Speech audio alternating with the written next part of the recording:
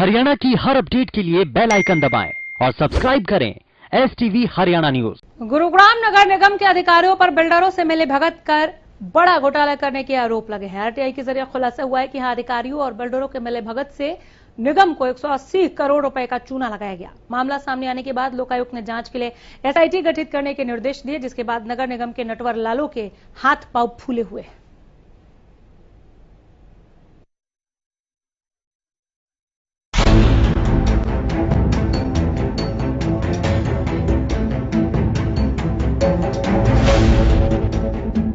Cyber city Gurugram में यहाँ वहाँ लगे ये रंग बिरंगे विज्ञापन के होर्डिंग कंपनियों के प्रचार के साथ साथ शहर की सुंदरता को भी बढ़ाने का काम करते हैं।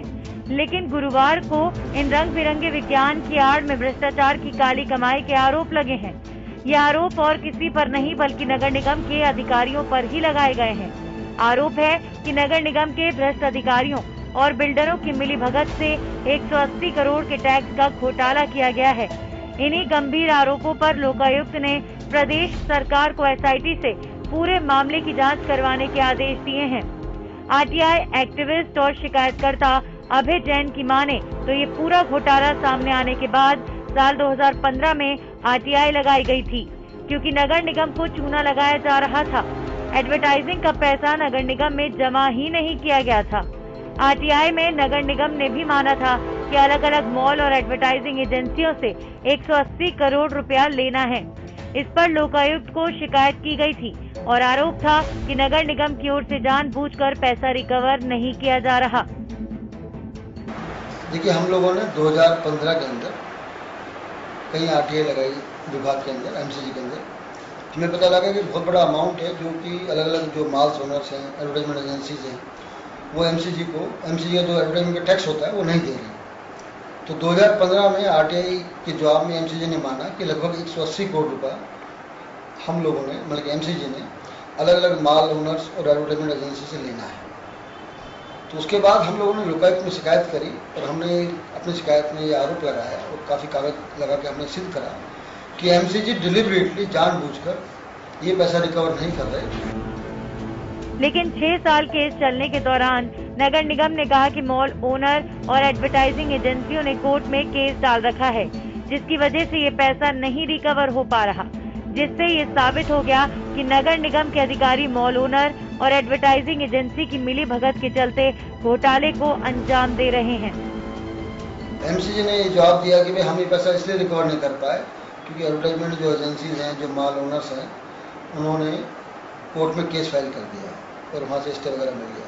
परंतु हम ये कामयाब है ये बात प्रूव करने में लोकायुक्त में कि सब ये अधिकारी जो MCG के हैं और माल ओनर्स हैं, एडवर्टाइजमेंट एजेंसी के जो मालिक हैं, वो लोग आपस में मिलकर ये घोटाला कर रहे हैं। मोटे तौर पर ये घोटाला सिर्फ 180 करोड़ रुपए का ही हो, लेकिन देखा जाए तो ये 500 करोड़ से ज्यादा का है, क्योंकि नगर निगम का गठन साल 2008 में हुआ था और तभी से घोटाले की शुरुआत भी हो गई थी।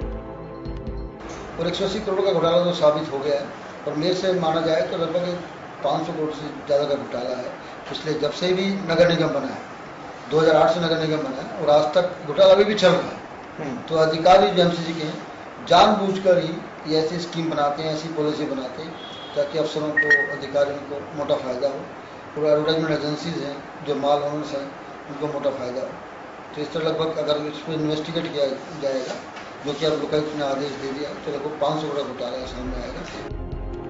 नगर निगम में 180 करोड़ का घोटाला सामने आने के बाद खलबली मची हुई है। इस संबंध में नगर निगम के अधिकारियों का कहना है कि 2008 में जब नगर निगम बना था, उस समय एडवर्टाइजिंग के कोई बायलॉज नहीं थे।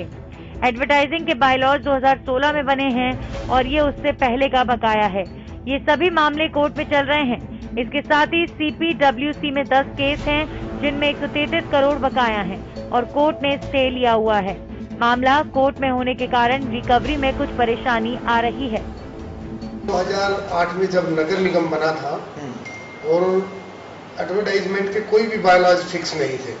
2016 में बायलॉज बने, उसके बाद 17 में अमेंडमेंट हुई, फिर उसके बाद 2018 में। ये उसी टाइम की रिकवरी है जो लगभग 180 करोड़ रुपए बताई जा रही है। इसमें अलग अलग तरह के जो CWP है, RSA है, डीसी साहब के कोर्ट में पेंडिंग है। CWP में लगभग 10 केस हैं जो 133 करोड़ रुपए हैं, जिनके स्टेटस को किया हुआ है माननीय हाई कोर्ट द्वारा।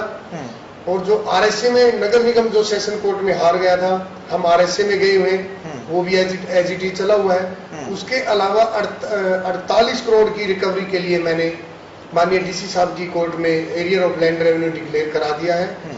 उसके नोटिस जारी कर दिए गए हैं और 2 केसों में हमें रिकवरी भी आई है। जहां तक ये आरोप लगाए गए हैं कि भाई नगर निगम के अधिकारियों द्वारा एफर्ट्स नहीं किए गए, नगर निगम के अधिकारियों द्वारा मेरे से पहले जितने भी अधिकारी थे 2015 से लेकर अब तक सभी द्वारा एफर्ट्स किए गए, क्योंकि मामला माननीय उच्च न्यायालय में पेंडिंग है, इसलिए रिकवरी नहीं की जा सकी। लोकायुक्त के आदेश के बाद नगर निगम विज्ञापन के पैसे वसूल पाता है या नहीं, ये तो वक्त ही बताएगा।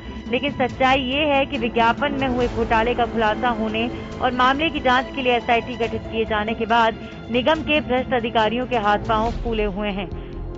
गुरुग्राम से मनोज वशिष्ठ की रिपोर्ट।